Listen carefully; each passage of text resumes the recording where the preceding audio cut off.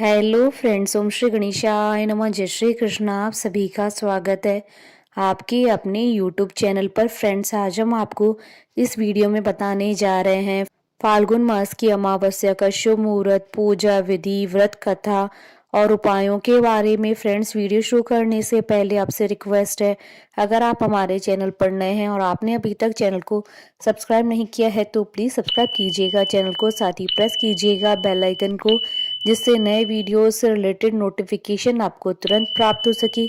और वीडियो पसंद आने पर वीडियो को लाइक और शेयर जरूर कीजिएगा ताकि सभी भक्तों को इस वीडियो का लाभ प्राप्त हो सके। और कमेंट बॉक्स में जय श्री कृष्णा जरूर लिखिएगा। फाल्गुन माह की कृष्ण पक्षी अमावस्या को फाल्गुन अमावस्या कहते हैं। साल 2024 में फाल्गुन मास की अमावस्या 10 मार्च 2024 रविवार के दिन है। साल 2024 की फाल्गुन अमावस्या के दिन दो दुर्लभ महासंयोग बन रहे हैं। इस दिन साध्य योग और शुभ योग का महासंयोग बन रहा है। इन योगों में किए गए कार्य लंबे समय तक शुभ फल देते हैं और उनका असर लंबे समय तक बना रहता है। इस योग में किया गया कार्य जीवन भर सुख देने वाला होता है। फ्रेंड्स, अब आइए जानते हैं फाल्गुन अमावस्या की शुभ मुहूर्त के बारे में। हिंदू पंचांग के अनुसार साल 2024 में फाल्गुन अमावस्या 10 मार्च 2024 रविवार के दिन है। फाल्गुन कृष्ण अमावस्या तिथि प्रारंभ होगी 9 मार्च 2024 को शाम 6:17 पर और फाल्गुन कृष्ण अमावस्या तिथि का समापन होगा 10 मार्च 2024 को दोपहर 2:29 पर।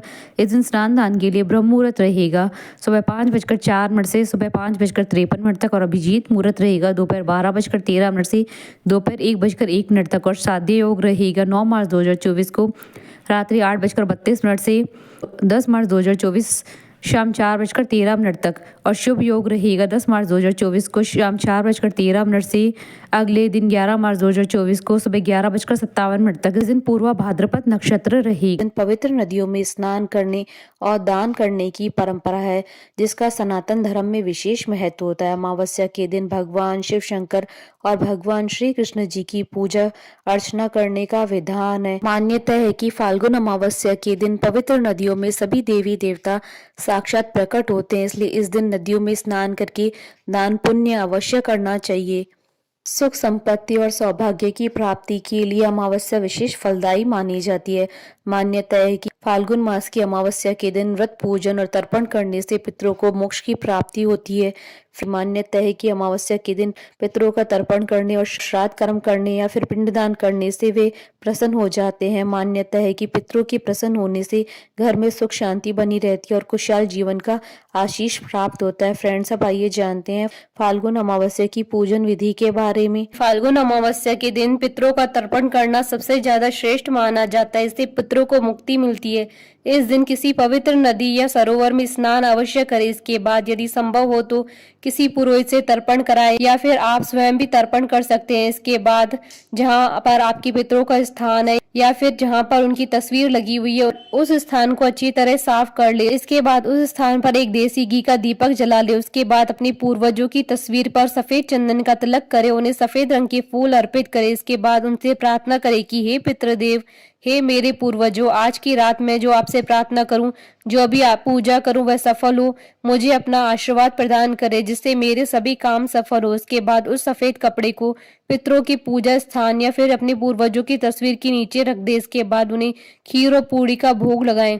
ऐसा करने के बाद हाथ जोड़कर उन्हें नमन करें और उनसे पूजा में हुई भूल के लिए क्षमा अवश्य मांगे। इसके बाद किसी ब्राह्मण को भोजन अवश्य कराएं, उन्हें वस्त्र और दक्षिणा देकर उनके पैर छूकर उनका आशीर्वाद ले। अंत में पितरों को भोग लगाई खीर और पूरी को किसी गाय को खिला दी और उसमें से कुछ प्रसाद के रूप में अपने परिवार के साथ ग्रहण करें।